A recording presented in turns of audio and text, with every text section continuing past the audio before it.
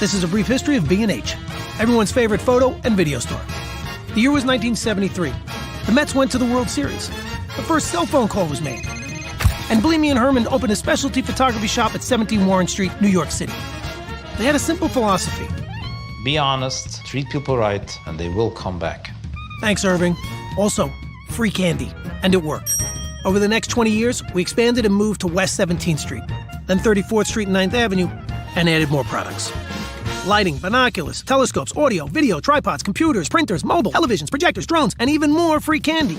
Now it's 3 stories and over 400,000 products and over 1,000 employees. We take millions of orders online and ship to 179 countries and counting. You can talk to us in person, on the phone, B&H, how can I help you? or online. Check out our checkout baskets. Also check out our checkout numbers. Also check out the flare on Marae's vest.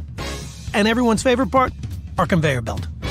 The benefit of the conveyor belt is you don't have to worry about the product or schlep it around anymore until checkout. Nice. These are the owners. They still come to work every day. They're around here somewhere. Anyway, this is Jeanette. Oh, sorry, she's busy. This is our warehouse. This is Yakov and Levy fighting over lighting kits. B&H is not a chain. B&H is open every day, except Saturdays, of course. Now you know almost the whole story. We are B&H.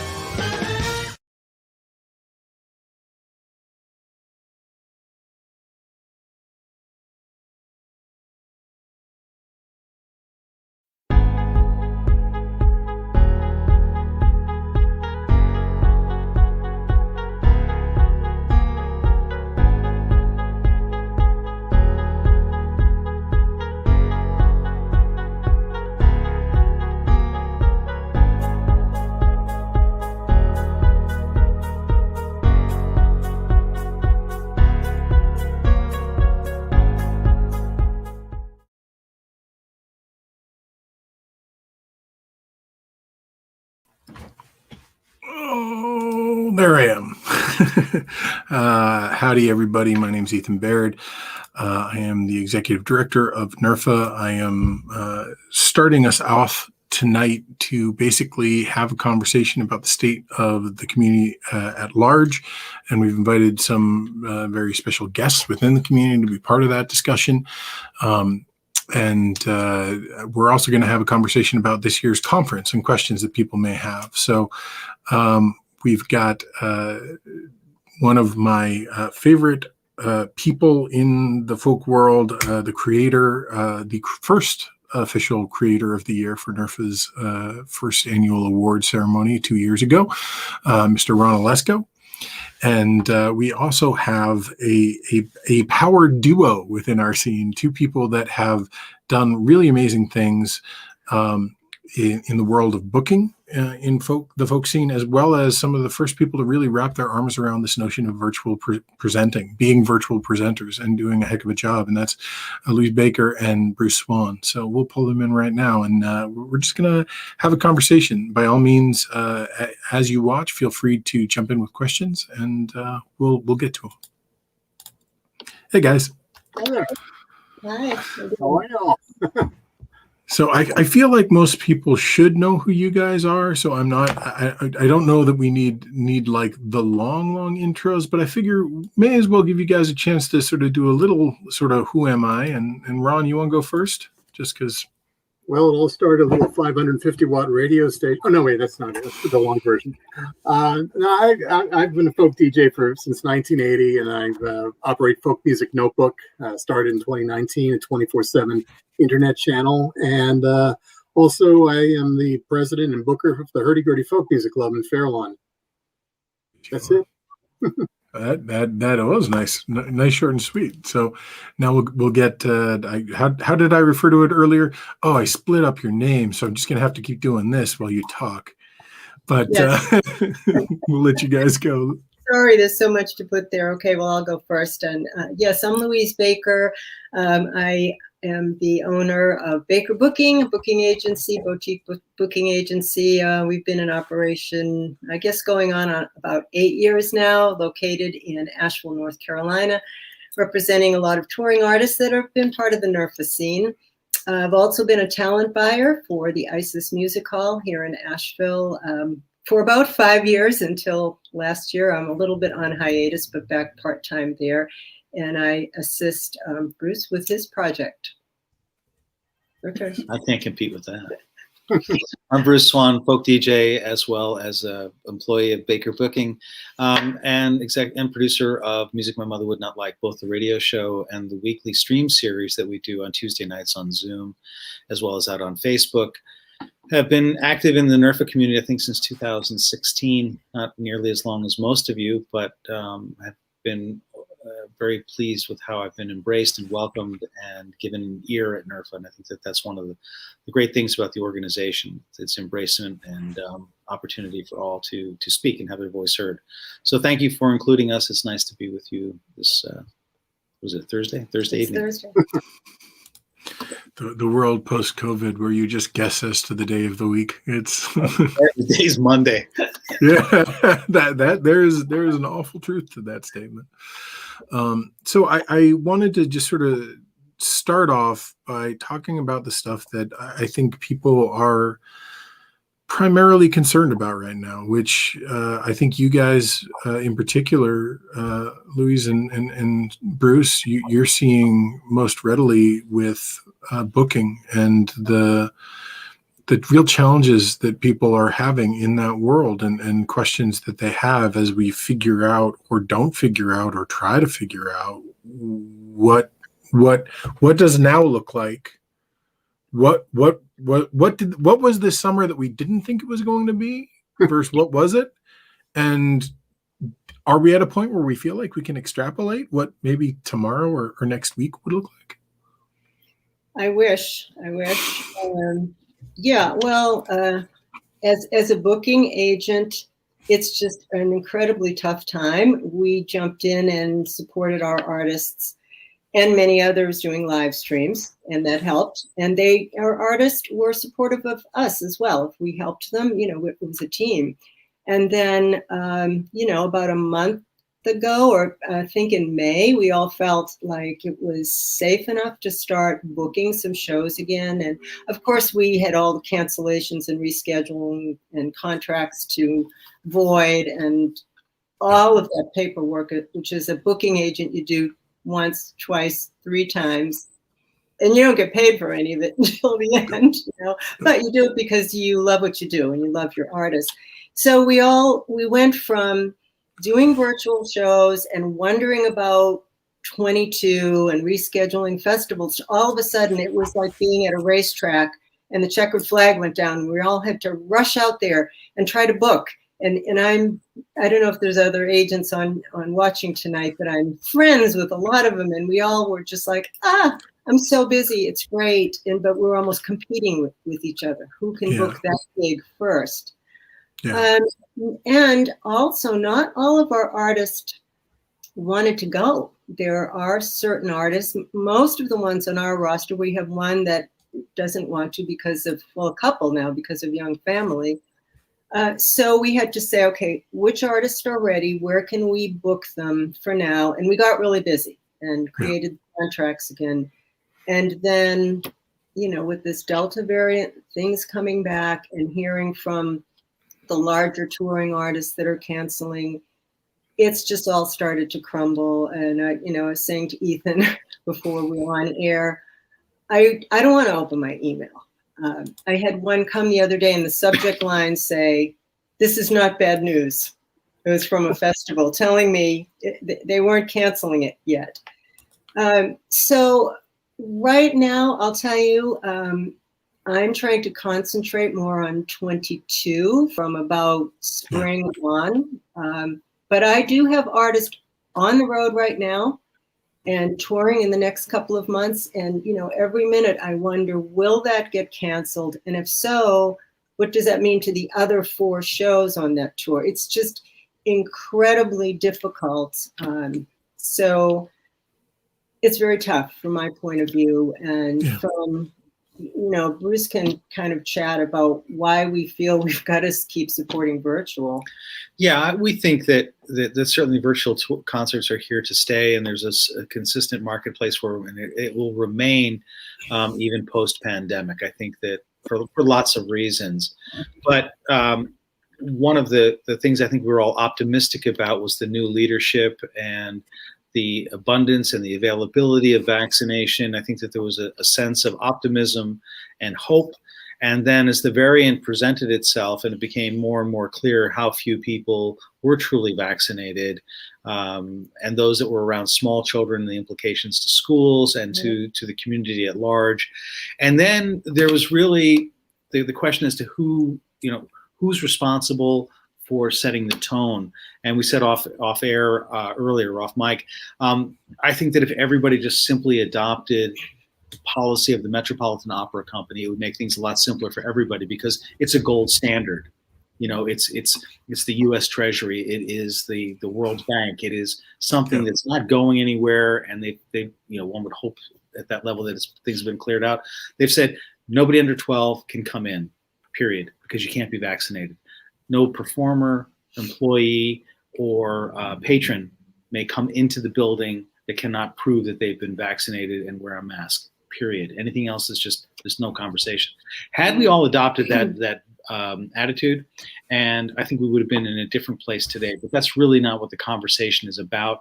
I believe that virtual concerts will remain for lots of reasons, not the least of which a strong population and a strong patronage of the monthly coffee series, the coffee houses, the folk clubs are seniors, elderly seniors, that had they been able to drive every week and had a place to go every week or every other night or something like that, would have stayed on the road. They would have driven and gone out, but they've not driven for a long time.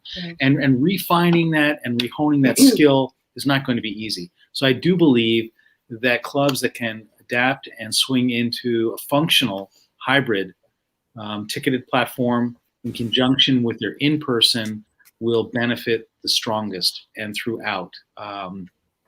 The other thing that we're also seeing that's a little bit frightening is that so many of the folk clubs that are the bread and butter of the folk industry, the folk music scene, are tenants to religious organizations that change their opinions based on a higher authority, not ethically, but central deity, central government within the church has said no, there will be no public assembly. Use the space, and that's as you know, many of those folks are a big part of our community. And while they would like to put on a concert, if they can't use that building, it's not going to happen. So that's another factor.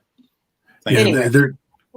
I think that you really, I think, encompassed the overall feeling that a lot of us have sort of seen. Sarah King, who's been a great supporter of all of our streams and been part of the community, sort of made note of what you were saying, Bruce, is this entire notion that things went from 0 to 100 really quickly once things started opening up.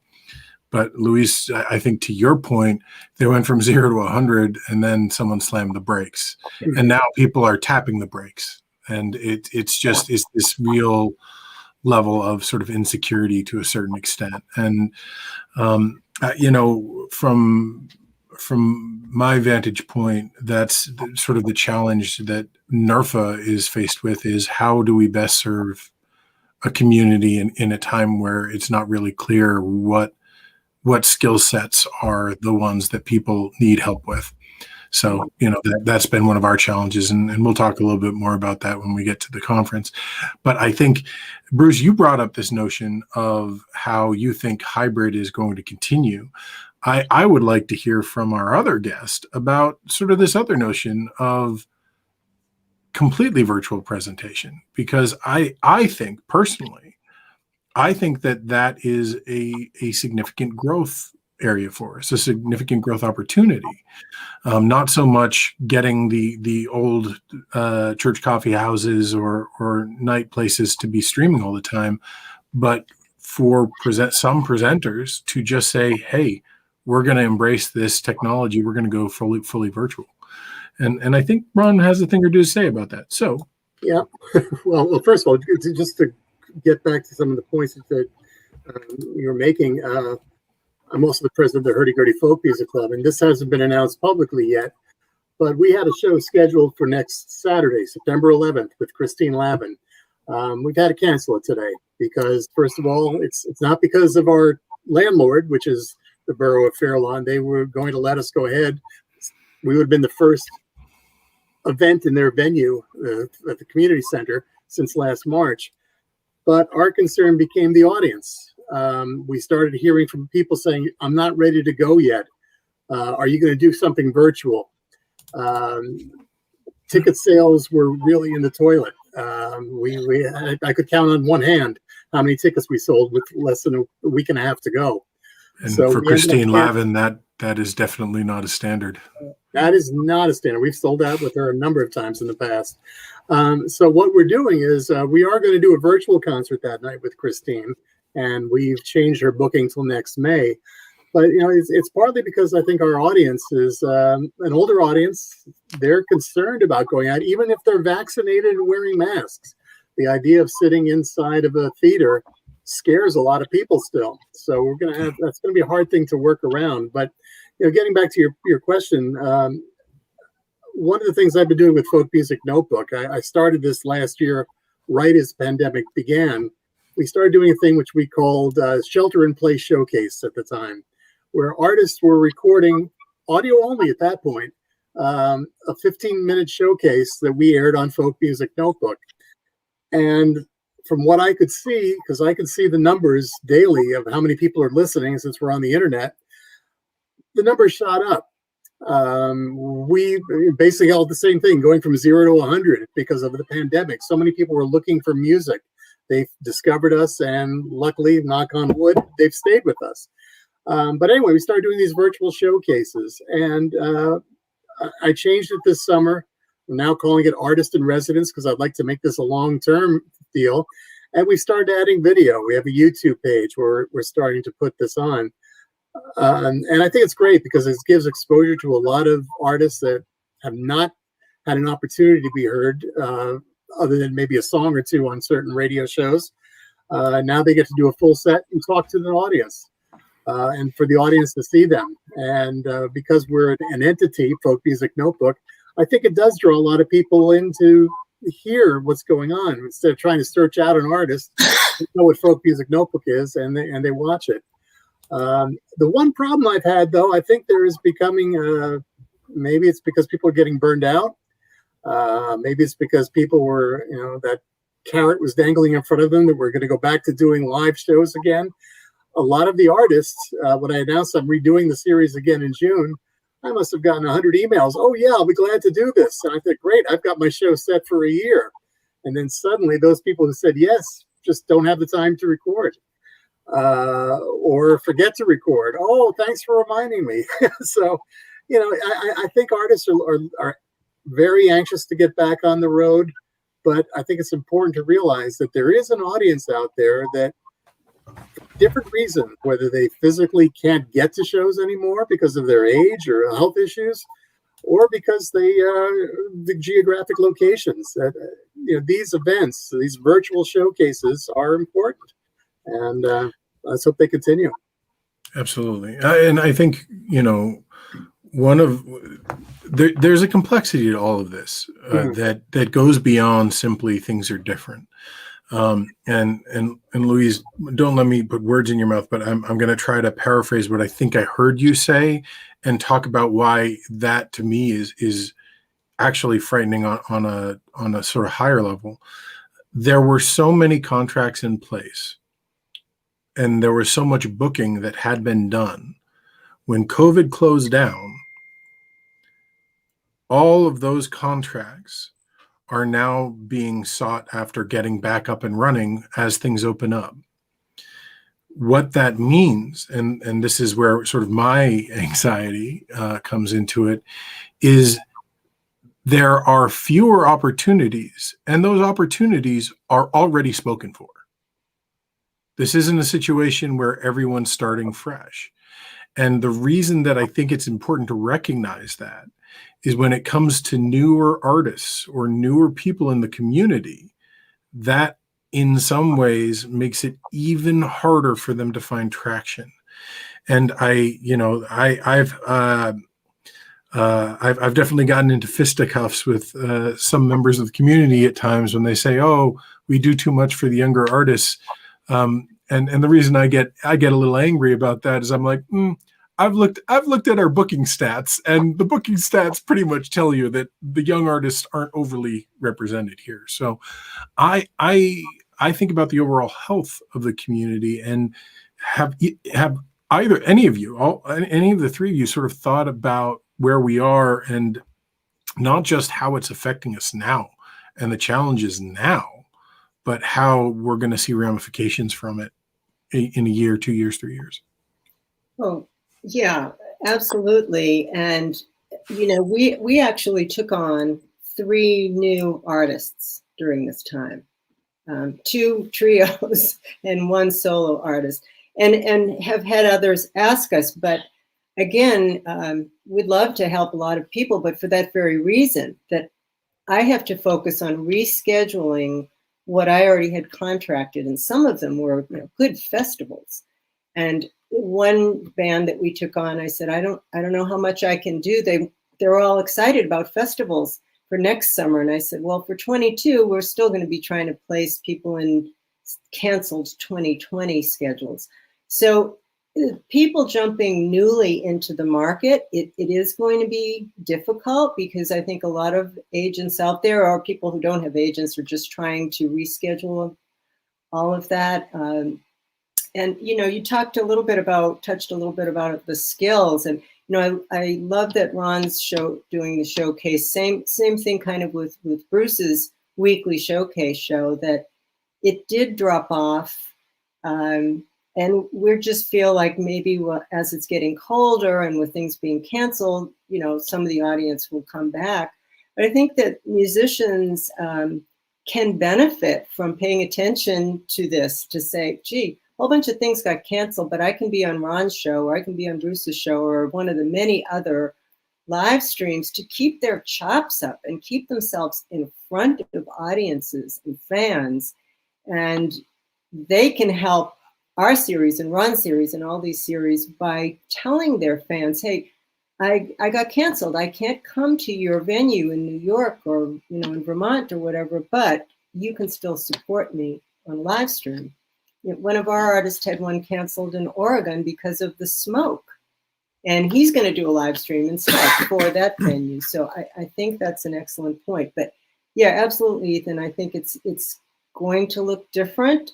Some of the older artists might not have the energy to get back out there and do it. And some of the younger ones that haven't already been involved and gotten to a place in the community are going to step back a couple of years. So it's going to be tough. I think that what we're facing also is a lot of bottlenecks with fewer opportunities and fewer markets. And again, some of the things we've talked about is we live in a country with state, federal, and local governments superseding certain rights that we think the federal government should have. So in many cases, we are dependent on the leadership of the state or the county or the city with which we're trying to work in. So that's part of the problem. Many of the clubs that used to be open 3, 4, 5 years ago are not open any longer. Dining clubs, gone. Some of the venues that we've depended on in terms of the church series, the coffee house series, have not been able to reopen. So let's add that to maybe the correct or incorrect feeling that we should book what canceled first, give those folks a first shot. So if you think about a bottleneck, or you think about, as Louise said earlier, the starting flag dropping, but what used to be 50 cars going into the first turn, 25 yards out, are now 250 cars going in. Some of them aren't going to make it in, and some aren't going to make it out of that turn. But we're seeing a lot of bottlenecks for obligation. And also, look at some of the festivals that have said this was intended to be our last year. Next year will be our last year. We're going to retire the series. We're going to retire the festival. We only want the highest marquee value for our final festival to be offered positions. We'll get back to you if that changes. So the dynamics are changing all the time. And I think when we talk about what's fair, I think ultimately the marketplace is fair. But I cannot stress enough the value of staying in touch with your market, with your fans if you're an artist, and with your patronage if you are a venue. If you don't stay in touch with them, They are somebody else's goal. Every artist's fans is somebody else's prospect. And the same thing with the venue. So if you're not staying in touch with your patronage, if you're not servicing them on a continued, regular, steady basis, you're going to have a big game of catch up. They love you. They're worried about you. But where are you? But where are you? Exactly right. So, and just because I want to, we focused a little on the doom and gloom, and that's because this is one hell of a storm cloud, unquestionably. But there is definitively a silver lining. There are silver linings that can be identified, and we can look at artists that have really transformed their careers, artists who've been on the road for 30 years playing 150 shows a year and all of a sudden focused on Patreon. And now for the first time in their careers have a salary. An artist with a salary, go figure. So there is sort of, my impression is the old model, the traditional model of being an artist and just getting on the road, touring as much as you can for 9 months out of the year, maybe coming home, working on an album so you can repeat the process. That particular methodology is a little broken right now. But we are seeing other standards and opportunities pop up. I do feel like part of the reason I wanted to just bring this up is I really do want people to realize that this is change. It's unquestionably change. No one who's being honest can tell you that everything's going back to exactly the way it used to be. But there's opportunity from that, and really, hopefully, positive opportunity, or at least that's what I'm seeing. I'm sorry to interrupt, but we had a little discussion on NERFA Talk on Facebook about this very same thing. A lot of people saying, "Oh, I don't want to do a showcase because I'd rather wait to be in person. What good is it going to do me?" And it's a different world that we're in. I mean, I was thinking back on, movies, for instance. When silent films came in, all the Broadway stars had said, "Oh, I'm not going to do that. That's never going to last." Suddenly they're getting money, and suddenly people are watching it. And then talkies came in. The same thing happened. It evolves. But the theater is still there. It has never gone away. And I think what you're talking before about a hybrid, that's what's going to be the new reality of things. You're talking about some artists and what they've been able to do online. I think you were talking about the other day online, Jonathan Bird, Ellis Paul. They've done some incredible things because they've understood what the medium is. Sitting on this little screen to a Zoom audience is not the same as standing in a coffee house where people are drinking beer and having French fries behind you. It's a different world and a different attitude that you got to make, but it creates so many opportunities. And I can tell you, over this past year and a half, 2 years now almost, whenever I'm losing count of time, I've discovered more artists virtually. Folk Alliance back in January, I thought it was incredible. There were some technical flaws, but I found so many new artists there that I don't think I would have been able to see if I was in person. Yeah. And I'm looking forward to NERFA for the same exact reason. Yeah, and something that's happened on the Music My Mother Wouldn't Like showcase, we've been fortunate in our community to have a lot of house concert presenters that come.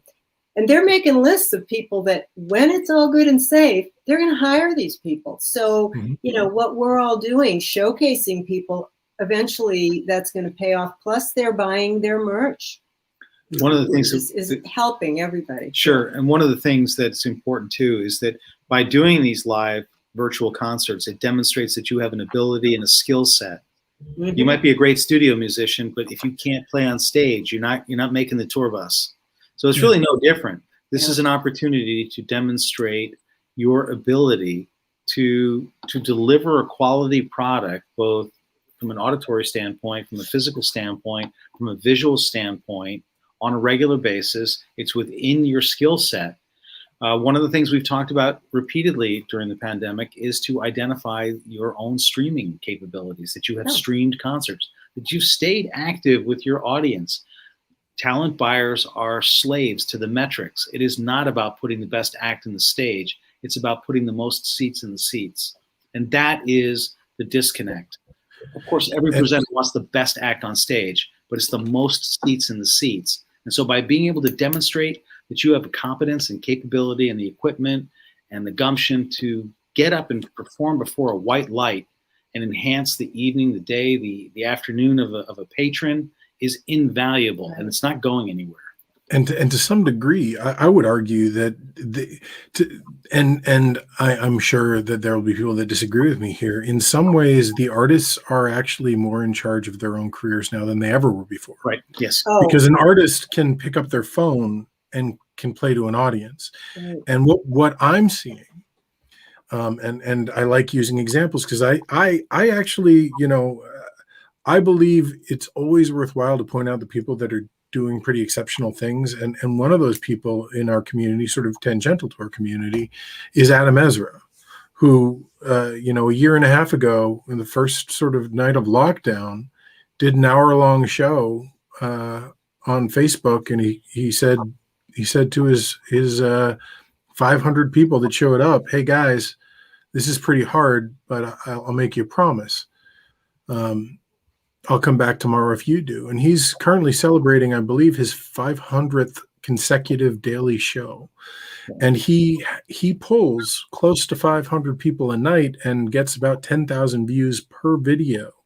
So he's taken this and he's really created a level of ownership to a certain, like, it might not be the right wording, but a level of connection to his fan base. Those people go anywhere for him. Right. There is an intimacy to that relationship now that transcends the traditional sort of, to go back to that old model, the old model where a really good fan was the fan that came out the 3 times a year that you were in their relative region. Now, the true fan is the fan that watches you once a week, every week. And if you're anywhere within 500 miles of them, will get their butts out there to see you. And there is, I think that there's something to that is new, a little different, a little scary, but also really empowering. It certainly is. Dan Navarro is another example of that. Who, he absolutely has the Dan fam following, and it's extraordinary to see that. And it just really makes sense for fans to come out and support the artist. And then on some of these shows too, they've brought guests. Ellis Powell's brought guests, Dan's brought guests. So they're giving somebody else an opportunity also to connect and be seen. And it's so important. The skills we've learned as a booking agent, I didn't ever think I was going to use Zoom or know what OBS is or stream it or have 2 Ethernet cables in my home and, ring lights and all of that. But now we've all got this stuff, so we can use it and we can help each other and keep the music community going. Yeah. Yeah. Yes, I should have plugged mine in tonight. We're getting in the dark here. But. Oh, it's all good. It's just how my office is set up. So it looks like I got all fancy, but that's just how it sits there. So and we can all be barefoot while we're on TV. Yeah, I'm in shorts. I mean, I'm not going to stand up and prove it, but I am wearing pants, but they are shorts. So there is sort of that interesting side part of this. And again, I want to make sure that what we're getting across here isn't that there isn't a storm cloud. Storm cloud's there. Storm cloud's real. Storm cloud is intimidating and big and painful. But I do want to make sure that folks are seeing that there are opportunities lining up. Scott Wolfson, who did the wonderful logo for this year's conference, sort of popped in to sort of share one of the real challenges for bands, which is for a long period of time, there was no way to get together. There was no band. Unless you were all living together and sequestered, which there were some bands that did that. Sure. But, that was a real challenge. And that, I don't mean, again, to diminish any of these challenges because they are real. But I hope you guys don't mind. We were going to continue this conversation, but because Ron brought up the notion and we had some comments about sort of virtual showcasing, and I feel like that's something that we should pivot to have a conversation about NERFA and how that's going to work, because a lot of people, as Ron pointed out, when we mentioned the fact that we've got this formal showcase deadline coming up, there were a lot of people that expressed that they were concerned that if they applied and got it this year, that would somehow ruin their chances for future opportunity or this, that, the other thing. So I want to clarify right off the bat, this is an off year. We're not counting this year against anything, meaning if you had a showcase at our last in person, you can apply again. That's all good. And if you get it this year, that does not mean that you can't apply again next year. So that particular challenge hurdle off the table. Don't worry about it so much. The secondary part of, well, who's going to care about a stream versus, playing live. We are asking people to flex different muscles for this because, frankly, there are new muscles that people are looking for. Ron, you talked about the stage actors poo-pooing the silent movie stars. I think whenever media changes form, there's someone that decries that this will be the end of media. I'm of the age that I can kind of sort of remember the age of when VHS cassettes came out and Hollywood said, this will end movies. No one will ever make another movie. And we can all see that that's proven right. No one has made a movie since 1986. And people said the same thing about CDs, and people say the same thing now about Spotify. And all of these technologies, I'm not saying they're inherently good or they're inherently bad. No technology is inherently good or inherently bad. It really has to do with how you use it. But there are opportunities that come. And generally speaking, when you make it easier to take in media, people take in more media. That's just human nature. And I bring that up because there's a phrase that goes around a lot, Zoom fatigue. And I personally don't buy it. Because the person that says that they have Zoom fatigue, I find 9 out of 10 times is just walking away from their computer and going to watch Breaking Bad on Netflix for the 58th time. This isn't Zoom fatigue. This is content quality fatigue. We were all given a year where we were just happy to see our friends and to see musicians in any form. And now we're starting to expect more. And, I'm bringing this up because one of the real focuses of NERFA this year is going to be trying to help people rise to that expectation. Because I think, and I bring this up because I think Bruce and Louise, you guys really have been on the forefront of this with Music My Mother Wouldn't Like, which I still think is the funniest name ever for a series about folk music. Because that was my parents were like, he likes folk music, thank God. But My parents are older than your parents. This is true. Different generational view, I'm sure. That being said, the work that you're doing, the work that Peter Shaffron in our community doing, there are a number of people that are doing and figuring out how to really create a new form of entertainment. And again, new anything, there are opportunities that come with it. Doesn't necessarily mean it's for everybody. It doesn't mean, everyone's going to enjoy it or like it or whatever. Oh, what do you know? I called out Peter Shaffron and there he is. So it's nice to have folks in here, and I know that that's sort of what everyone's working towards, honestly.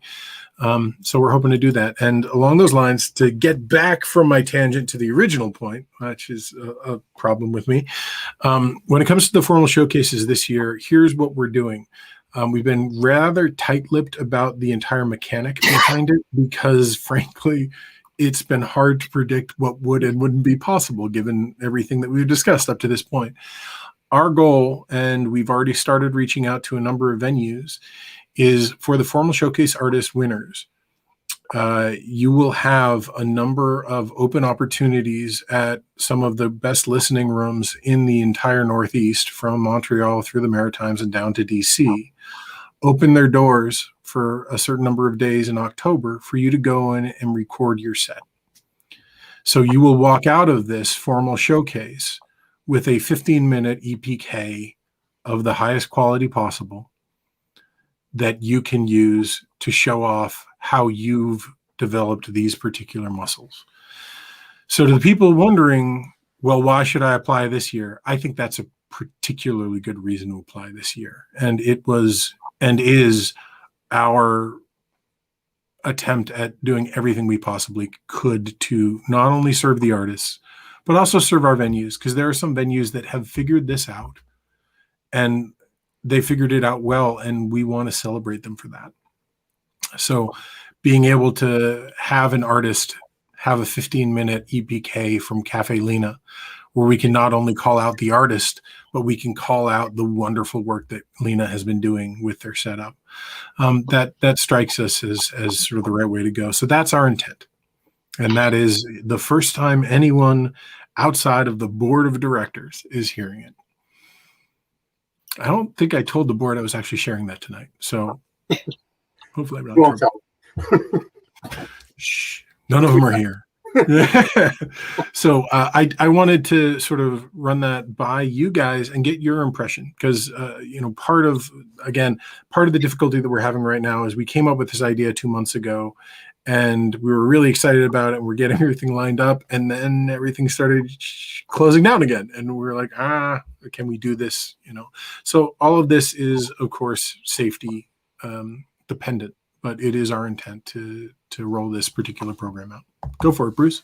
Yeah, I think it's a wonderful idea, because I think it will expose a lot of audiences to clubs that they've never seen before. There's lots of people that have heard of the legendary Cafe Lena or Club Passim or any number of magnificent folk clubs throughout the country. I think that's great. It also demonstrates what those folk clubs can do for other bands, for other performers, for other audience members. So I think that it's win-win. My only question on this front is, what is to happen, or how will this benefit those traveling to NERFA that are from very distant regions? It's not uncommon for West Coast artists or European artists to come to NERFA because, well, frankly, the Northeast Regional Folk Alliance is the highest concentration of venues of the 5 alliances. It's the greatest number of human beings and of clubs in. And you're absolutely right. Honestly, you're absolutely right. We are aware that, ironically, even though we are regional, we in a lot of ways are the most open of the regions because of what we represent. Mm-hmm. It's one of those situations where, honestly, we will work with artists, should say the Black Feathers. I know some of us are familiar with them. Should the Black Feathers apply and get chosen, we would reach out to them and see if we can identify a venue that is local that we can work with that's doing this. Part of the challenge here is, for some artists, they're going to have to record it on their own. There is the mixed benefit that comes with this, where people that are close enough to a venue that has said, yes, we'll do this, they get that benefit. But part of the other benefit of what we're currently doing is for the artists that live in absolutely middle of nowhere Maritimes, that would have had to have driven 16 hours plus down to come to NERFA, they can participate now. Yeah. So, if they've got a local venue, we will do everything we can to set up that relationship and see what we can do. But to some degree, it is going to be on the artist. Well, it sounds to me like you've tried to create the best possible, most level playing field for the greatest number of people, with some latitude and flexibility. Yeah, and that, it's the challenge that you do, which is, how do we make this as ideal as possible for everyone, but in the pursuit of doing that, not close it down from an accessibility perspective. So that's the ending. That's sort of the end goal of what we've got going on in our heads. So I hope people are good with that. I see people waving. I got a very cool, I like huge. That's Peter Lendorf. Peter is becoming a sensation on both coasts, not only in Connecticut, but he's been hanging out in Far West, which is sort of our sister from another Mister region that we've been working with a lot, as they've been preparing theirs very similarly to ours, our conference this year, and love seeing what he's doing there. Sarah, we hope we can make it worthwhile for everybody. So that's, There's sort of I think in the early days when things started opening up, there were a number of venues that were basically starting to look at policies that I don't think that they had really thought through. There were a couple of really wonderful venues that were looking at digital radius clauses, where artists could only perform within. In one particular venue, they said you could not perform 2 weeks on either side of performing at their venue, meaning if you were doing a show there and they were streaming it, you couldn't perform for the entire month. And we've started having conversations with those venues and trying to make it clear it's not a competition at this point. If you've got an artist who's streaming every week and is pulling the same crowd every week, the fact that they are performing in a new space as opposed to just seeing them, I'll pick on Vance Gilbert, whom I adore, and is the official MC of the event this year. Pick on Vance, who does his weekly show with his laundry on the bed behind him. If he's got a group of a couple hundred people happy to watch that, do you not think those couple hundred people would be super jazzed to see him play at Cafe Lena with 3 cameras and a professional audio system? Like this is sort of one of the things that I think we've got to get out of our own heads as far as seeing the competition and rather seeing the ways that these things can work collaboratively. Sorry, that was a bit of a tangent. So, to get into some of the questions that are coming in, and Louise, I'm gonna start handing it to you because I know you have questions. It's one of the things I love about you. You always have questions, but we've got some in the guest space, so we'll pull those in first. And the first one, contemporary dulcimer. I think I know who you are. Will the Gorilla Showcases be done in presenter Zoom room? So what we are suggesting, and what our goal is with all of our Gorilla Showcase presenters is to work with you ideally through something like a StreamYard and to have you either go directly into our end system from a presentation standpoint, or to have you go into YouTube where we'll pull it into our system. And I'll show you how that works in just a moment. The reason for that being is Zoom is an ephemeral product. If you do a 4-hour Zoom, at the end of that Zoom, your Zoom is done. Now you can record that Zoom and then upload that Zoom and do a bunch of other things, but that's a whole lot of work. And what we are looking for is for potentially up to 20 different Gorilla Showcases going on simultaneously. And unlike the in-person days, and I know I'm looking at Louise when I say this because I've seen you do this because I do it too, where you are madly running room to room to catch an artist for 5 minutes, then run to another room. Yeah. What we wanted to be able to happen is during the live event, you can still do that. You can run around and try to catch live the particular artist that you want to see live. But after the fact, the day after, the week after, you can go back and you can watch that entire room.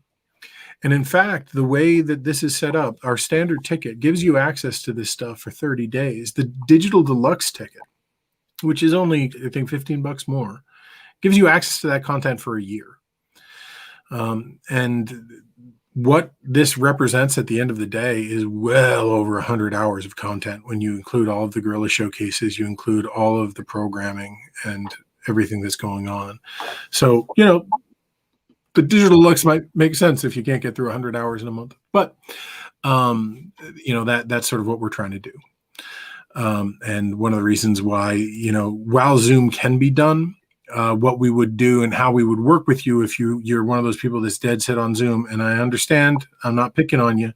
What we will do is we'll work with you so you can send Zoom directly to YouTube, and we'll pull it in from there, which is a possibility. I still don't recommend it, but you can do it.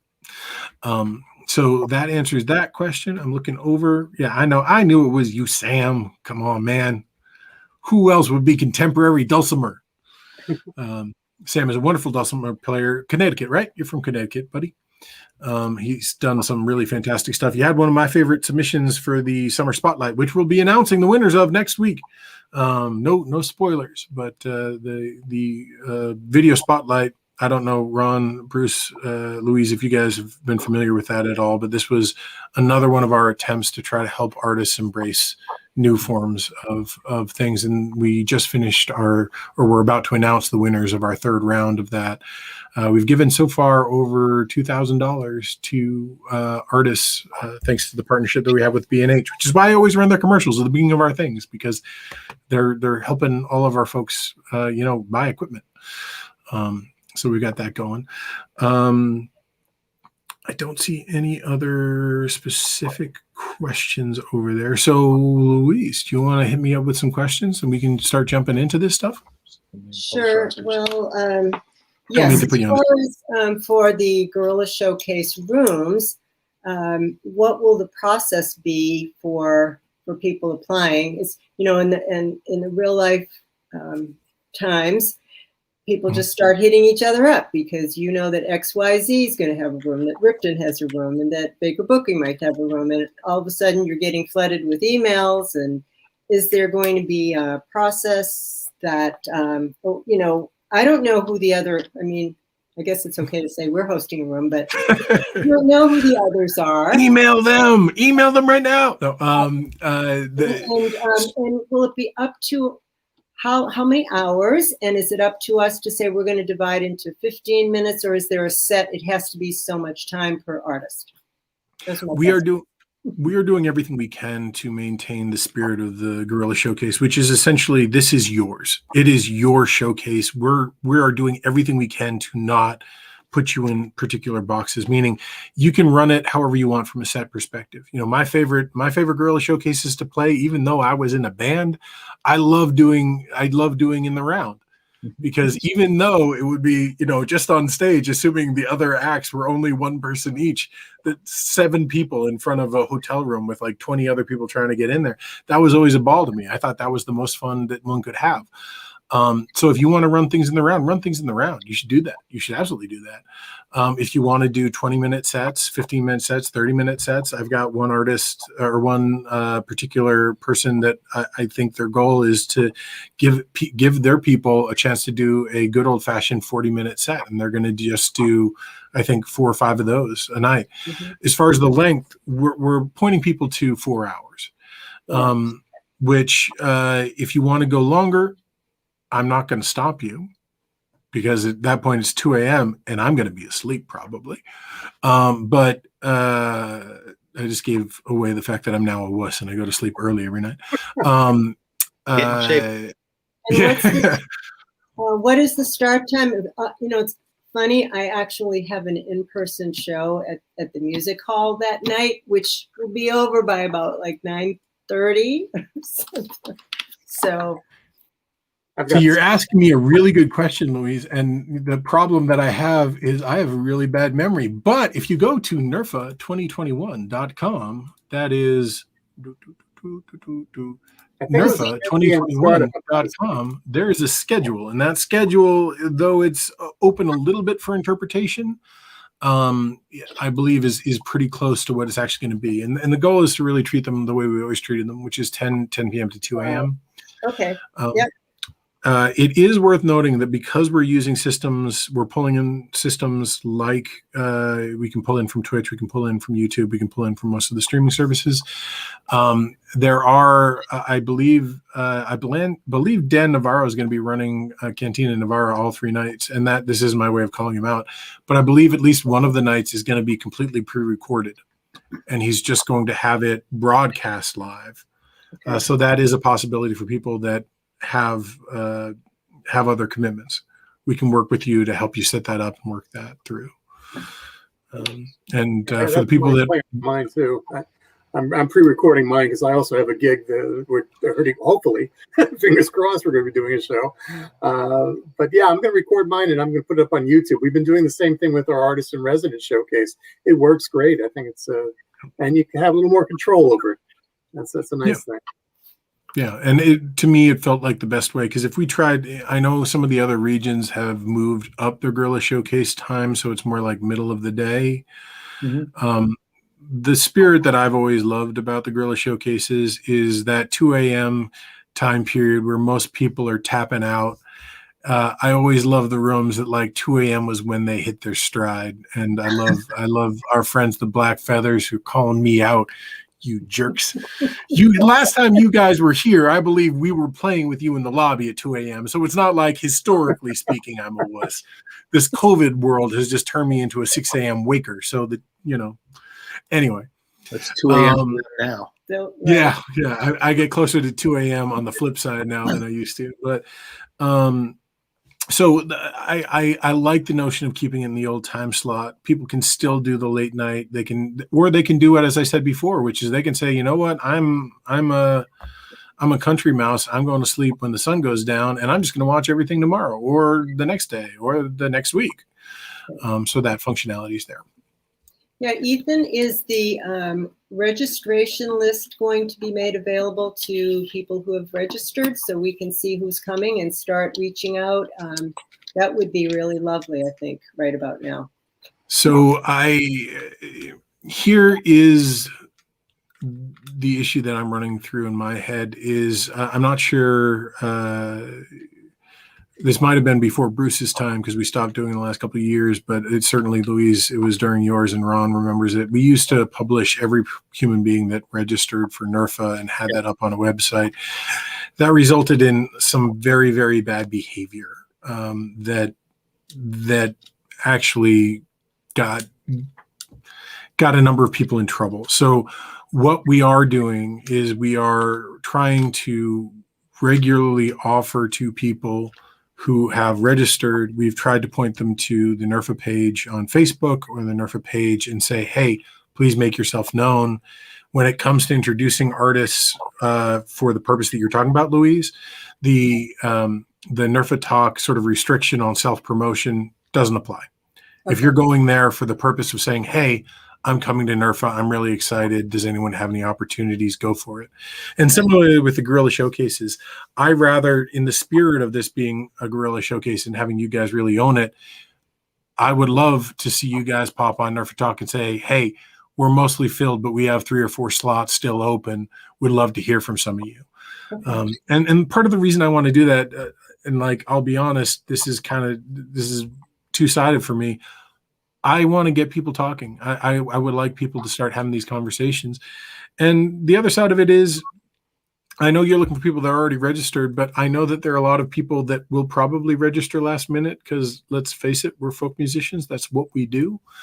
And I'd like to give them incentive to kind of think it through earlier. Part of the way that we're doing that, for everyone that already purchased a ticket, for any artist out there that already purchased a ticket, you got a notification Tuesday on how to apply for On the Griddle, which is coming back in the form of a bi-weekly podcast that we will start running in November, literally every other week for the entire year. And the first people to get a crack at that are the people that already have tickets. Next week, I think next week, we will be doing the same thing for people that already have tickets and giving them first crack at NERFA's first ever Far West Guerrilla Showcase, where we're going to be running a Guerrilla Showcase at Far West. So we're doing our best to try to make sure that the people that have already bought in are getting sort of first eyes on these things, and we will open them up to everyone. Usually a week or two later, but we want you guys involved, and this is the best way that we kind of see it. And yeah, we're bribing you a little bit, but that's how it works. Okay, good answers. Thank you. That's helpful. And touching upon Far West, I think I mentioned in one of my epistle emails to you that as an agent with 8 artists in different parts of the world and such, almost all of our artists are going to be at one or more of these. So we have literally a grid, and we're planning on FAI in February, hopefully. So it's really helpful if we know deadlines, what we have to do for each one, so we can make that smooth. Right. Anyway, I think Ron has some things to chat about too. All good. Right before Ron jumps in, just because we have 2 questions over on the side, and I don't want to lose them because of the way StreamYard works. I love StreamYard in so many ways, but if you get enough people make enough comments, then the questions disappear, and you got to read through like hundreds to find them. So the 2 questions in there. Barry Kassendorf asked, the Gorillas, will there be chat so we can do the can do the hallway booking and such? Yes. Actually, that is going to be live in every room for every event. There will be a chat associated with that room or that piece of content. And one of the things that we are going to do our best for the formal showcase artists is when you are watching their pre-recorded, wonderfully edited, beautiful videos in wonderful listening rooms all throughout the Northeast, those artists will be sitting in the chat waiting for you to ask them, how do I book you? And the functionality that I'm currently working on, because the tool that we're using is something that is to some degree custom built by my company, Tribal Mischief. One of the things that we'll actually be able to hopefully do by then is have you be able to click. Let's say those Black Feather folks get a showcase. Let's say it's a possibility. And someone's watching their video and says, I want to book those guys. And they pop up in chat and say, hey, we're the Black Feathers. We would love to talk to you guys. There's a functionality that we are trying to finalize right now that will let you click on them and say, start a one-on-one video. And you have a maximum of a 10-minute one-on-one video that you can open and start that chat with virtual people. So this works really well for the booking side of what we're talking about. But Barry, to your point, it'll also work for the artists that are playing the Guerrilla Showcases as they end. Hopefully they'll be doing the same thing and allow you to have those conversations in the moment. So that's brilliant. Trying, man. We're trying.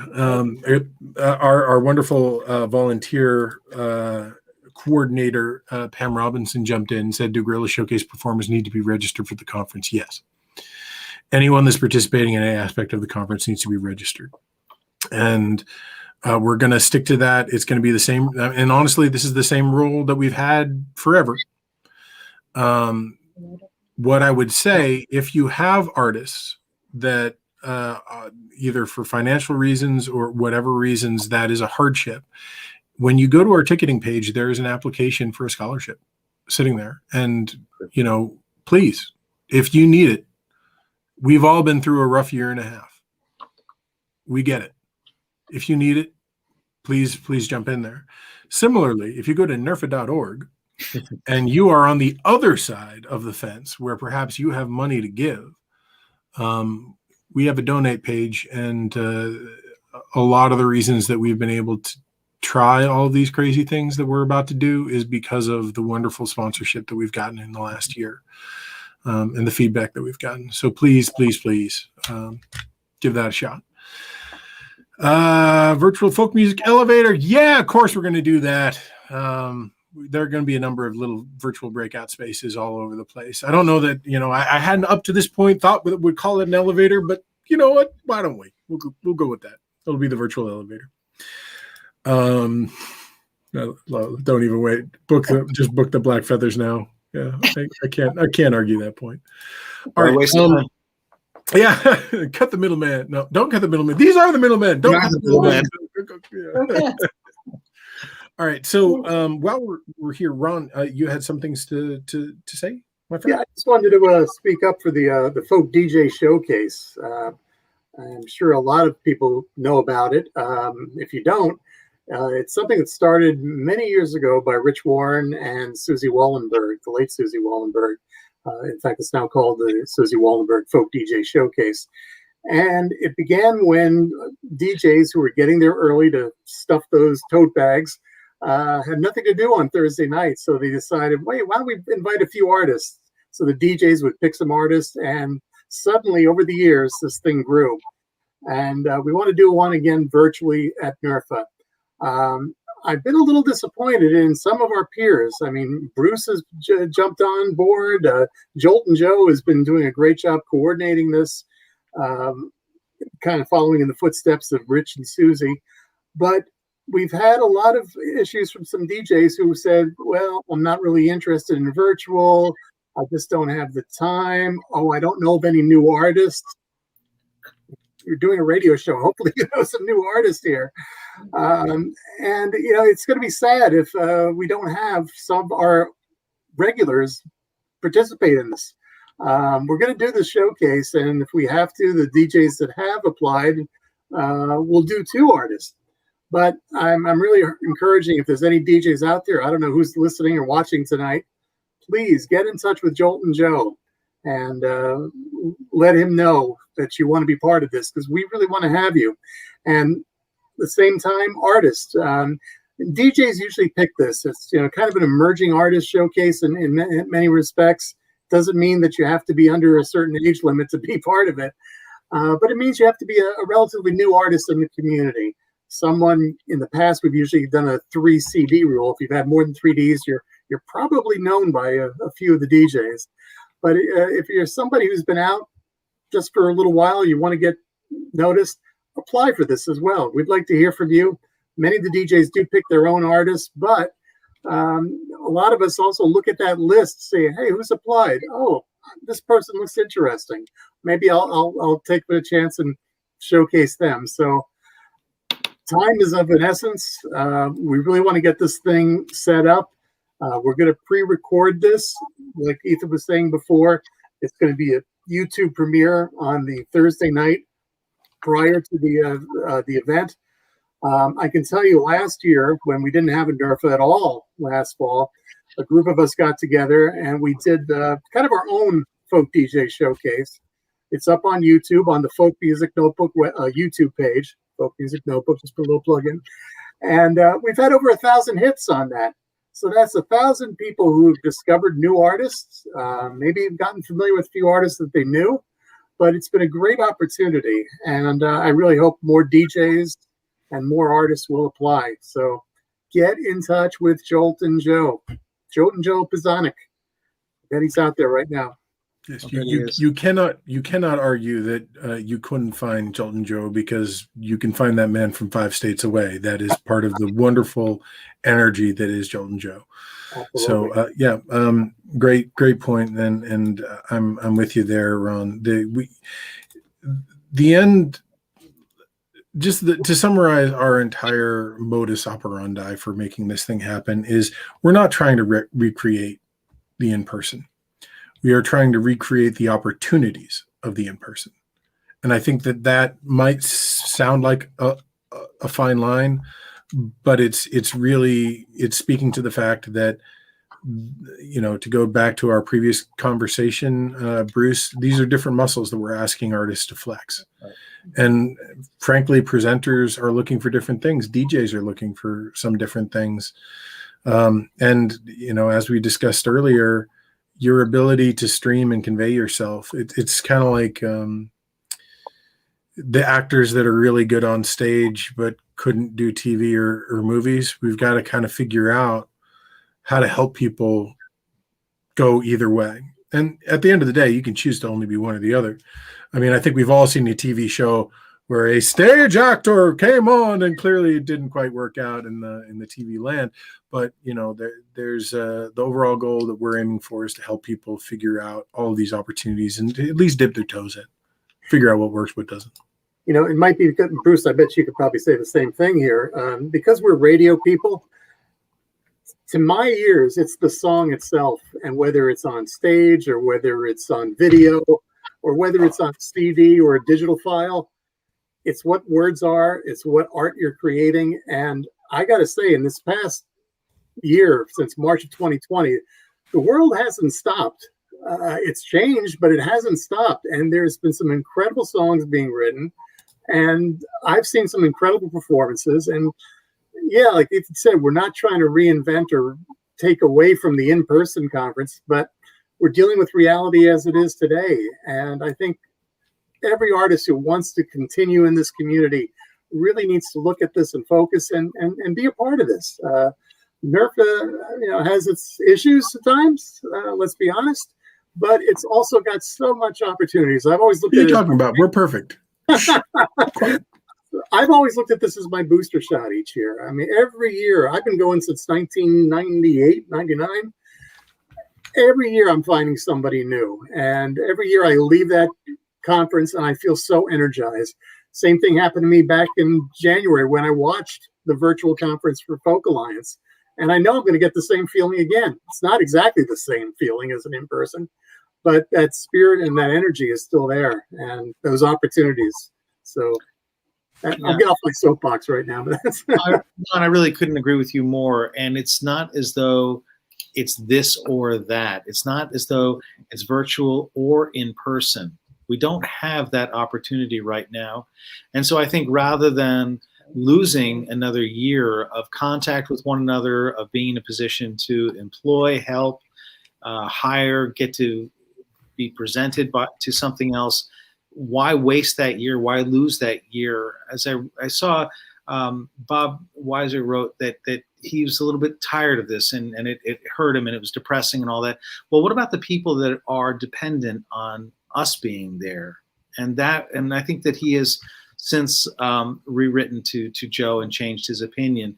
And that is that we have a responsibility to the people that need to see us, as we do to the people that we need to see. So I think that in the absence of sticking your head in the sand and saying, I'm not going because this is virtual, why not say, this is probably the least expensive opportunity I will have for the next, I don't know how many years, to meet more people than I would otherwise have an opportunity to meet.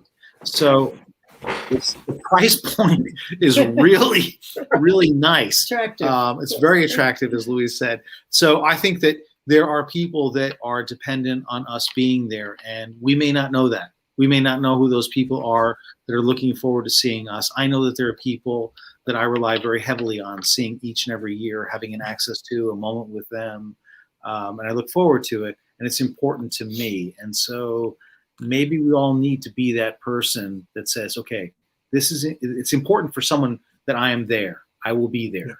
And this is all I have. There aren't choices. This is the choice. And not to blow a lot of sunshine around, but I do believe that you've shown and demonstrated and done a lot of research into what the different facets are. I wish it was just easier to wade through some of the information on the website to get to those answers. But I found that this has been enormously helpful and helped so much. Well, thank you, Bruce. And we will, I think we're going to get into a regular cadence where probably every 2 weeks we're going to do another one of these sort of town hall kind of question answers for folks and make sure that everyone's sort of up on things. To your point, you're right. We're reinventing the wheel at a rate and at a speed where we're not necessarily stopping to document the work along the way. And for the people that have felt a little off put by that, I get it. And when this is all said and done, we will take a month or two and capture everything. So next time around, be a little easier. But to your point that you made earlier about this year being a really nice and relatively inexpensive entry into this world, I want to be clear.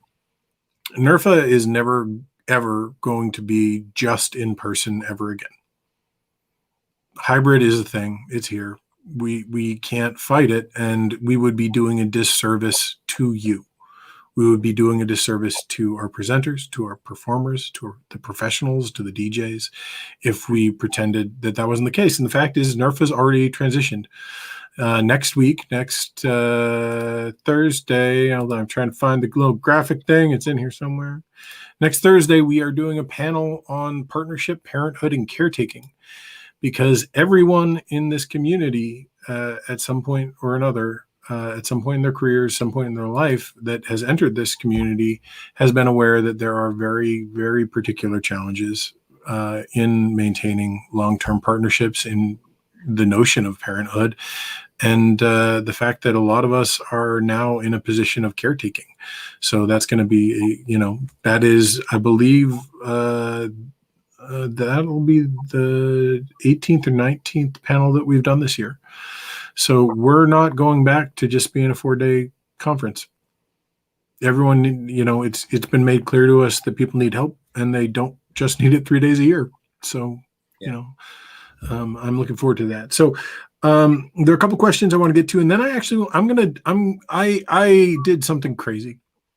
I would say I have too much time on my hands, but that would be a blatant lie. But we'll look at something that I did do when I decided not to sleep one night after I answered this wonderful question from one of my favorite coffee house bookers, Mr. Jake Jacobson, who runs the Circle Friends Coffee House in Franklin, Massachusetts, which is a gorgeous UU-run coffee house. What technical equipment or expertise is needed to host a Gorilla Room? So the short answer is our recommendation, what we think would be easiest for people doing this, particularly if you're trying to present a bunch of artists in a bunch of different places, would be to use a application like StreamYard, which, by the way, is the application we're using right here to do this. But you could use Restream, or there are about 3 or 4 different similar tools out there, and it allows you to pull in a bunch of different people from a bunch of different places and send it out to YouTube. If you want to try to do that on your own, we will give you all the information we possibly can to make that easier for you. I am a partner at StreamYard. They pulled me in to work with their development team every now and again. So I have access to a lot of the educational material that I'm happy to pass on. If you are sitting there and saying, I really want to present people, but this computer thing drives me nuts, I don't want to do it. We have a number of something that's new to our community, but I guarantee you it's going to be around for a very long time, and you should start making friends now. We have a number of professional virtual event producers who are going to be available for hire.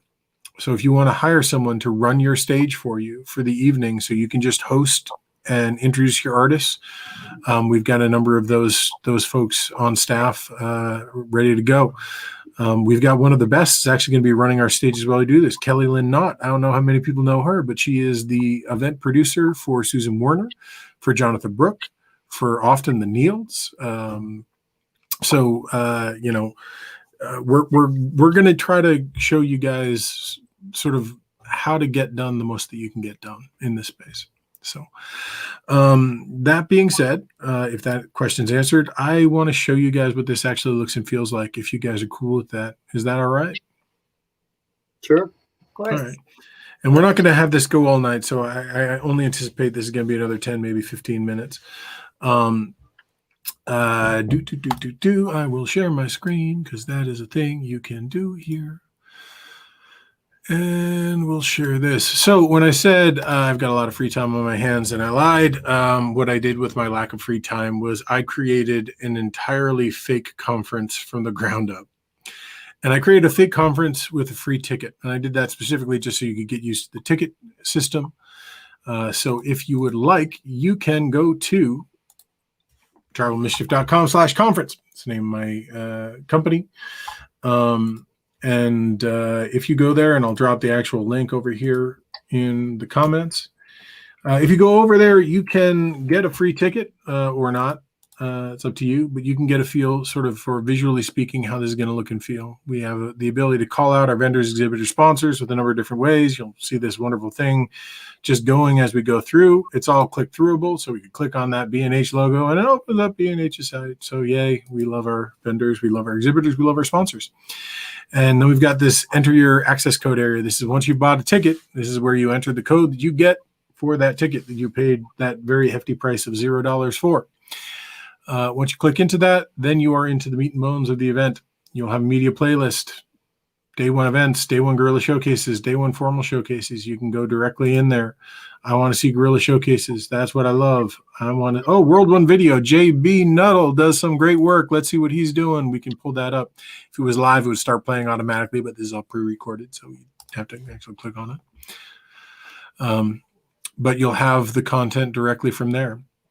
Now, you don't have to poke around all of the videos to sort of find what you're looking for. There is specifically a schedule that will walk you through literally every piece of content, what day it's on. You can go in, you can see who the speakers are. For each event, you can basically say, add this to my schedule. If you click this star and the star becomes yellow, you'll notice there's a My Schedule link. This is your schedule for the event. So you can go through and choose what during what time period you want to go to, and that'll get added to your personal schedule.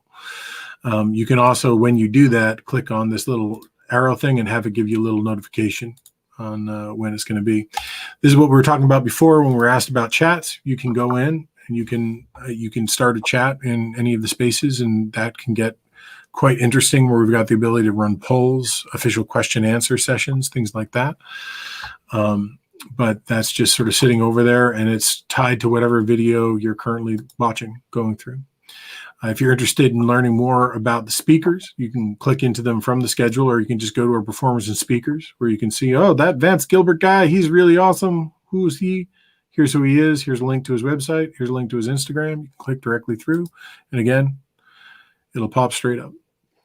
So again, you can get into the information. All of the formal showcase artists, all of the formal speakers panels, award winners, all that stuff, all those people will be in here. So you can get more information on them as you go. And this gets to my favorite part of this particular mechanism that we've been working on. I am a believer that even though people don't generally think about it, I think if you don't do a good exhibit hall, you haven't done a good conference. So we kind of learned from our peers, and certainly FAI this year, and FAI did a lot of things really, really well. But one of the things that didn't quite work for a lot of folks was the exhibit hall, because basically you just went in and you clicked and a Zoom room popped up, and maybe there was someone there, maybe there wasn't someone there, or maybe you got in and there were 40 people there, which didn't really make it useful to speak to someone. The way that we have this work is we will have our different tiers of supporters, but you will be able to click in directly from here. And depending on the level, you'll have different functionalities. So if you are a B&H, you can go in and get information. Here's who they are.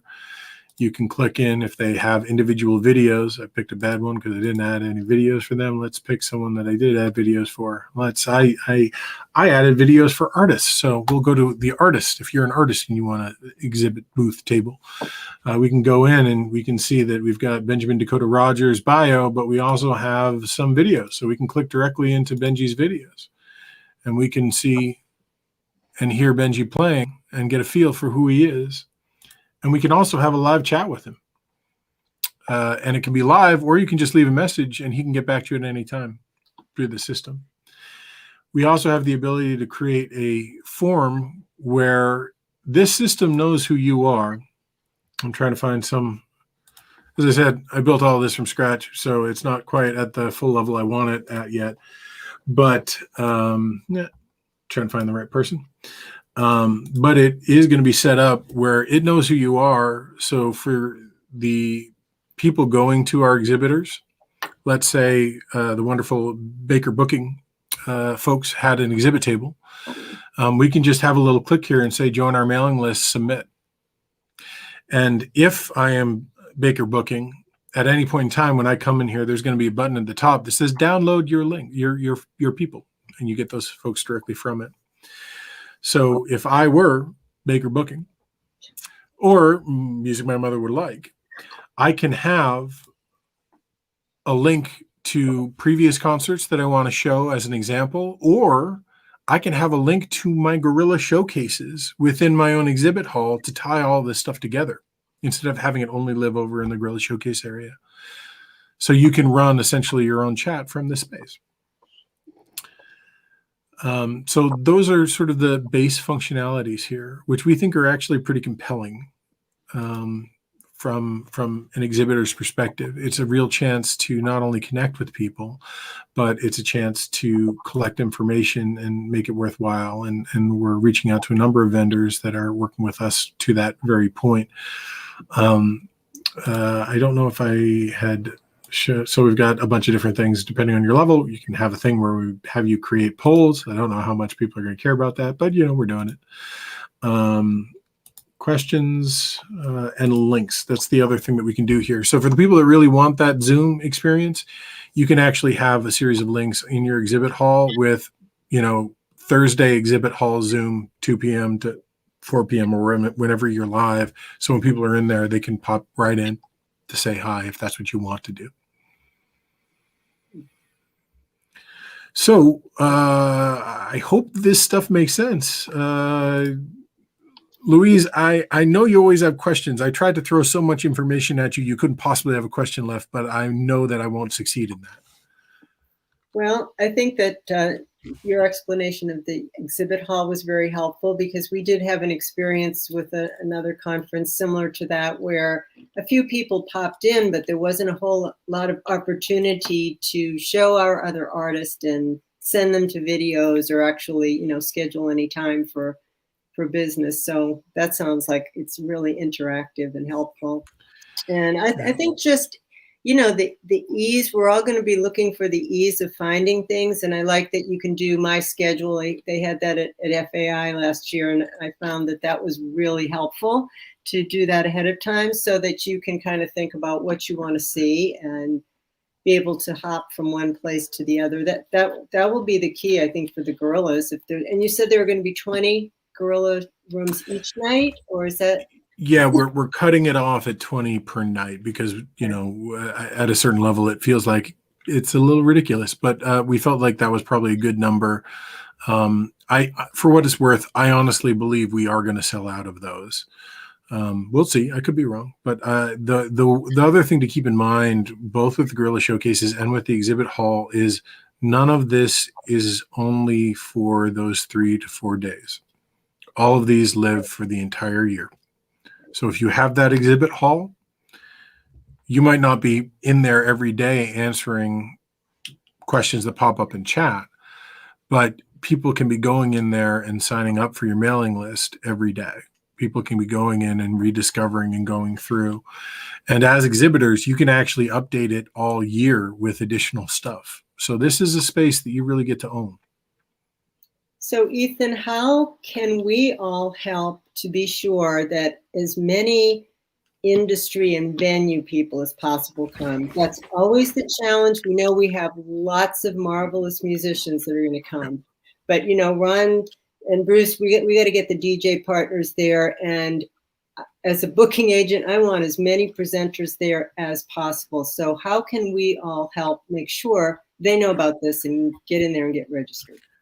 That's a really wonderful question. And it's a great sort of question to really end on, which is, because this is virtual, because the barrier for entry is very, very low, I've never really been afraid to criticize myself or the organization, and I love NERFA. I think people that know me know that it has been one of the most important parts of my life over the last decade. But I feel like NERFA at some point decided that we only represented artists of a certain level, and we only represented venues of a certain level. And I don't think it was done exclusively or for any mean reason, but we had a lot of situations where we said, oh, those artists are too big, we don't need them, or that venue wouldn't be interested, they're too big. I don't believe that. We represent the Northeast. We are the most densely condensed region. Every region, as Bruce, you were pointing out earlier, every region comes to our region. Yes. We've had folks from all over the place come to our region for 20 years. One of the things that we are actively doing when it comes to outside vendors is we are working with our partners in B&H. And I point these guys out because when we reached out to them a year ago, we had the vaguest of plans. We're like, we want to do a bunch of neat stuff. You want to come along? And they weren't the only people we reached out to. We reached out to a number of different people, and most people laughed at us. And B&H said, sure, what do you want? How can we do this? And they've been consistent. And I've had 2 phone calls with our person at B&H today, who's currently working on a drastic improvement for one of our community members who's building a new, essentially, studio. So I'm saying this, because we should call out our sponsors, but also because I adore them and they've been nothing but good to us. And part of that being good to us is they are helping us put together a profile on who we are for them to start reaching out to other vendors to have them come and be represented in this exhibit booth. One of the things that I don't have finalized yet, but we are working on, is there will be a number of raffles and things that are given away at this based on the involvement of those vendors. For people that looked at the in real life ticket that we have, it doesn't mean those people get to go to an actual conference. There is no literal conference. I've gotten Kimberly Sinclair, who is our secretary and wonderful mistress of communication for the conference, when we called it the in real life ticket, she's like, there are gonna be a lot of confused people. I'm like, no, they'll get it. It'll be fine. We got a lot of people being like, there's a real conference. So there is no real conference, but what you'll be getting with that ticket is not just a badge and a program book, but there will be giveaway items coming from the vendors that will be sent out to everyone with those tickets. There are going to be a lot of sort of neat one-off things that are associated with that. So I figured I should bring that up too. So to your point, Louise, we're working with B&H to pull in outside vendors. When it comes to additional venues, which I agree with you is really, really, really important, what we've learned is the only way to get bigger venues is to be appealing to bigger artists. So we are reaching out at the same time to some of those artists that kind of came and went through the NERFA system and graduated, and inviting them back. Because the best way to get a 500-person theater to come is to get people that 500-person theaters really want to book. So at the same point, while we're reaching out to those artists and inviting them back, we're also going to be reaching out to those venues and saying, what do you have to lose? This is a really great opportunity. And we already have some new venues of a larger not caliber, because that's the wrong word, a larger size. We've got the Firehouse in Newburyport, which is where I'm from, which is a 200-plus person theater that runs folk concerts. They mostly do theater, but they run folk concerts, and they're going to be attending, and they're really interested because they met Red Molly. The folks there met Red Molly a year and a half ago, and were like, "Oh, this contemporary folk stuff's pretty good." So our goal, my personal goal that I'm giving myself is trying to get 15 to 20, 250 to 500 person venues in, as well as making this just as inviting and just as appealing for all of our house show presenters, our coffee houses, our passemes, and our open mic features straight up. Like the benefit here, and I'm going to go back to that notion that we talked about an hour ago, Bruce, of the venues that we're putting up that digital radius clauses. Mm-hmm. This isn't about competition. This is about more seats at the table. Right. This is about inviting more people in. And along those lines, two of the things that we are hopefully going to be able to do this year that we've never done before is we are going to have a BIPOC showcase. We are having a showcase featuring artists of color and people of color within this community, because, man, we love diversity, but we're pretty monochrome. So we're putting our money where our mouth is, and we're literally setting aside some time specifically for that. As well as some time for the Maritimes, because we love our Canadian folks and we don't get enough of them. So we got those two things going on. Sorry, Bruce, you had a question. No, I was going to say, it seems like you have put one of the things that we as booking agents in the forefront, and that is, how can we conduct business? How can business be achieved as opposed to simply an exposition or exhibition of artists and music? And so I'm grateful for that. And it seems to me that all of us can be ambassadors for the conference. We do a weekly newsletter. I do a newsletter. We talk about these things and while it is for trade, much of what we write is to trade. It seems like we can all be in a position to be ambassadors for the conference to make it just that much more successful. And we joke about the money, but it's a serious consideration that many of these conferences are tremendously digging into our pockets. It's an easy industry to spend an awful lot of money in, and the price point is right. And I think that it's an opportunity to really expand the organization and bring in some new players for a very low cost, and us being as ambassadors that have had pleasant experiences can help the whole. So thank you. Yeah. And that's appreciated. And along those lines, sorry, there's so much to talk about with this that we honestly, we've only talked about a third of the things that we're planning on doing. We haven't really delved into some of the particular topics, and we'll do that at future town halls. But two of the functions that we haven't even touched upon, but are real, are, for the first time ever, we actually have music fan tickets, and they are tickets specifically for our community as a whole, for the people that want to see artists and want to understand what's going on in the greater ecosystem of music system. Those tickets will only get them into music related events. They won't be allowed into any panels. They won't be allowed into any of the keynote speeches or anything like that, but they will be allowed into all of the Guerrilla showcases. And that is one of the two things that we didn't talk about tonight. And part of the reason that that makes the most sense is what's really important to me right now is NERFA needs to make money to continue to exist. All organizations need to make money so that they can exist. But all of our venues need to make money to continue to exist. And I promise you, I'm aware of how hard it's been.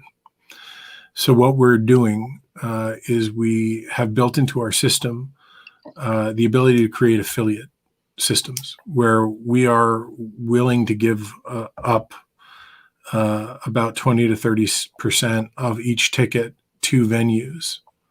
We will give them an affiliate link, and any of those fan tickets that they sell, they'll be making $6 a ticket for them, because we know you're hurting.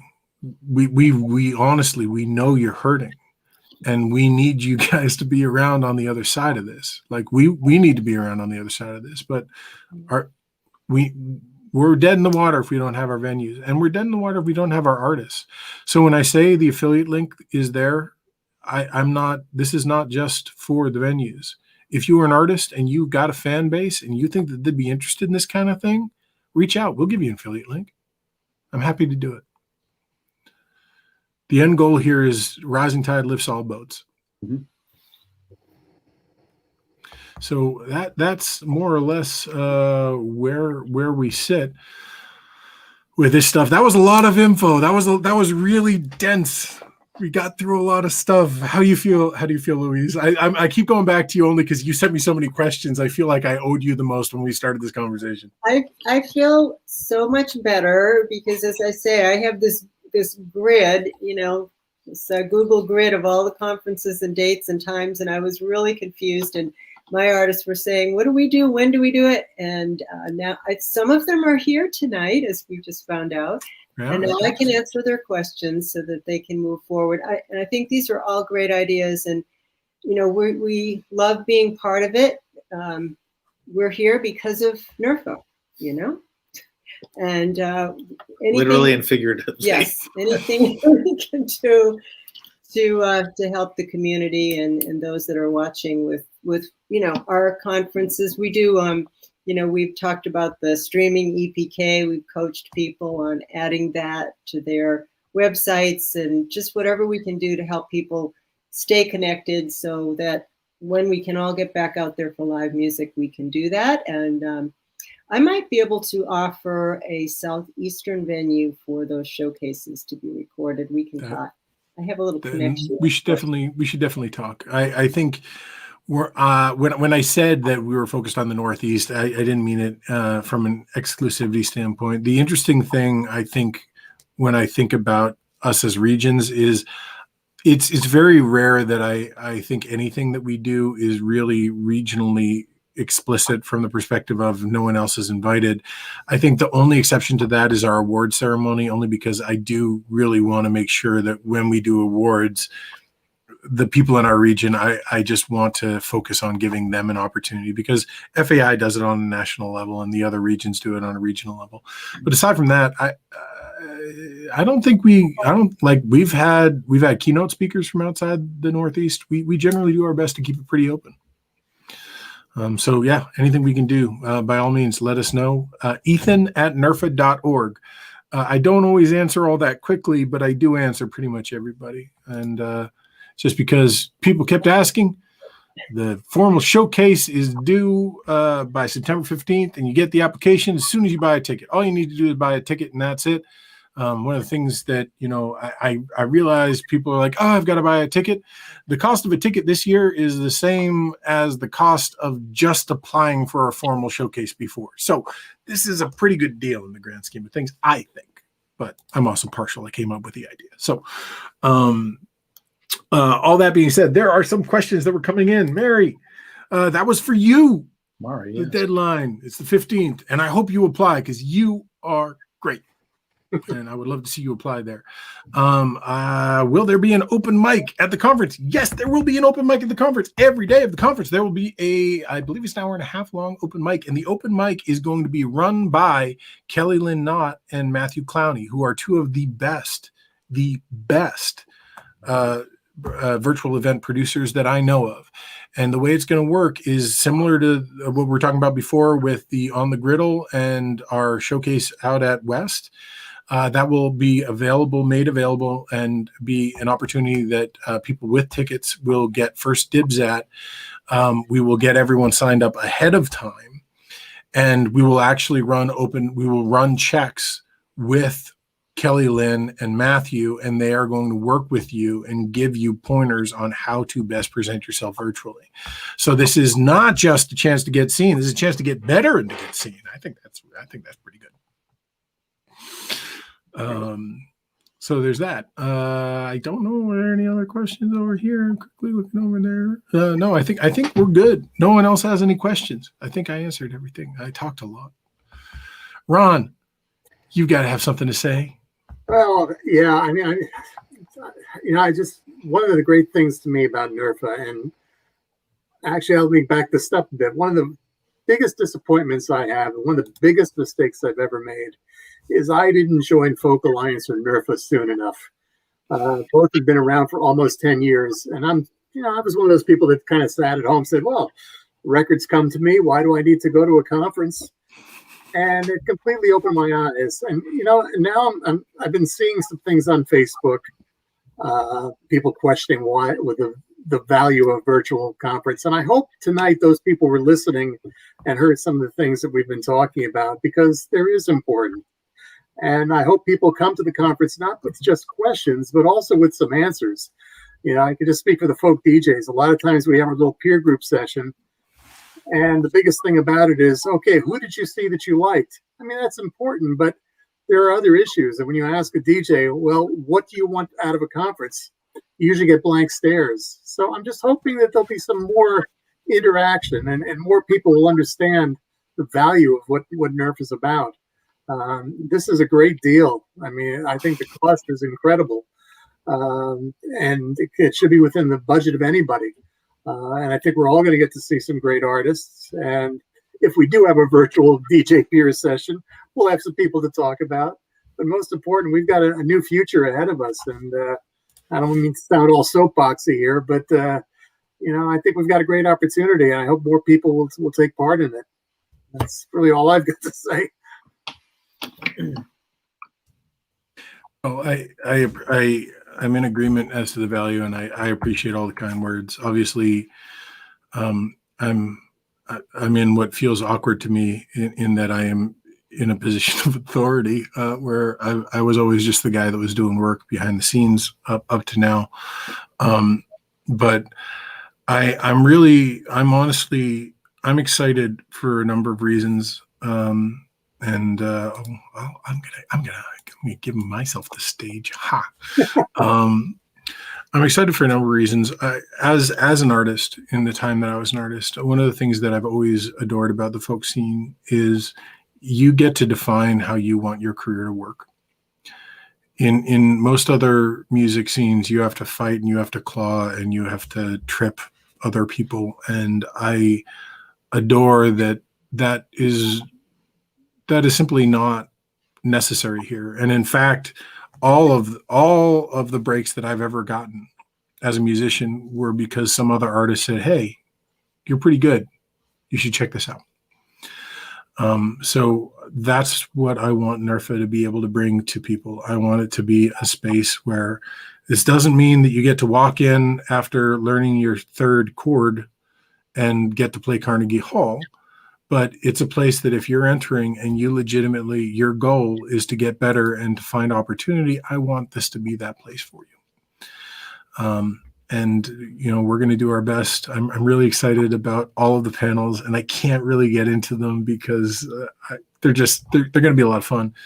But one of them is going to be focused on that notion of spending time defining what you want your career in music to look like, whether that career is a career and it is what you do full time, or whether it is, I want to be someone that mostly is an administrative person that occasionally gets to go out and have a wonderful time playing a show.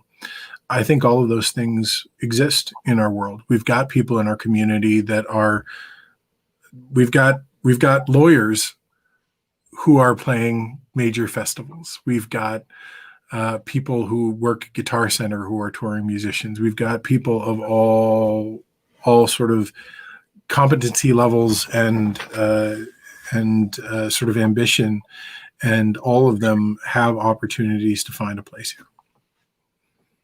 So I will get off my soapbox, because that's sort of where my heart lives here. But I want to thank Ron for not Ethan Baird, that's the other guy. I want to thank Ron Olesko for joining us here. I'm really excited for all the work that you and Joe are doing with the Folk DJ Showcase. And looking to hear more. We're back to Thursday night, really being focused on our DJ community. You guys have been a long-term strength of this conference, and man, oh man, do we appreciate it. Thank you. And my very favorite email sender, Louise Baker from Baker Booking, for honestly, we had been intending on starting these 2 or 3 weeks ago, but in the middle of August, it kind of felt like people had other things to do. And I got your email and I was like, I think people are ready. I think they're ready and they want to get some questions answered. So thank you for being part of this. And Bruce, I know you both work both on the booking agency as well as Music My Mother Wouldn't Like, but I guess I'm just going to attribute either of them to either of you as individuals. I think the work you've done really has proven to people that virtual concerts are a thing that they shouldn't be ignoring. So thank you for that. Thank you. It's our pleasure. Thanks, Ethan. All right, everybody. With that being said, I'm really making sure we didn't skip any questions, because I always feel bad for that person that gets the question in right at the end and we're like, bye. But I don't see anything. So thanks everyone for showing up tonight. I will again point out we've got a panel next week on partnership, parenthood, and caretaking. And as a divorced person, I think a good, honest conversation about what relationships are like as a musician. They're conversations we should be having. We've had a couple of wonderful panels on mental health. I recommend people go back and check on that too, because even if you are a very well put together person, the last year and a half has been hard for all of us. And having an open conversation about that kind of thing is kind of good. I do that. And again, deadline, we extended it. Oh, Bruce, your name is covering the pertinent information. Sorry. I'm ubiquitous deadlines. Deadline has been extended through September 15th, so you guys have another week and a half, 2 weeks almost, to get that stuff in. I really do recommend trying to get that in sooner rather than later. We've got, I believe, about 75-ish applicants so far. The number of spots is really going to be tied to the quality of the submissions. So we're going to do our absolute best to serve as many people as possible here. So get your stuff in, and we're going to do everything we can to get folks recognized. A bunch of people throwing stuff in. Airspeed, velocity, you jerk, Peter Saffron. Thanks, everybody. Is that a European swallow or an English swallow? So thanks, everybody. Have a wonderful night. And 2 months, we're going to be having a great time. Catch y'all soon. Thanks so much. Good night.